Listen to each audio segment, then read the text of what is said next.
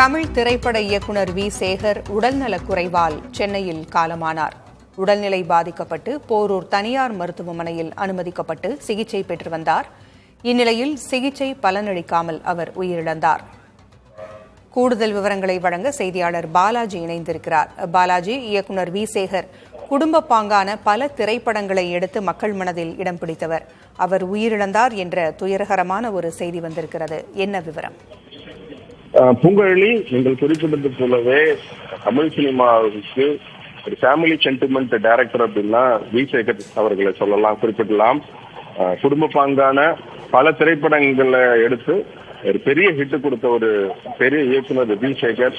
We. Sekar அண்மை காலமா வயோதிகத்தாலும் உடல்நலக் குறைவாலும் பாதிக்கப்பட்டு சென்னையில் இருக்கக்கூடிய சென்னை போரூரில் இருக்கக்கூடிய ராமச்சந்திர மருத்துவமனையில தொடர்ந்து சிகிச்சை பெற்றுட்டு வந்தாரு. ஒரு 2 வாரங்களுக்கு முன்பு கூட அவருடைய உடல்நிலை மிகவும் மோசமான நிலைக்கு சென்றது.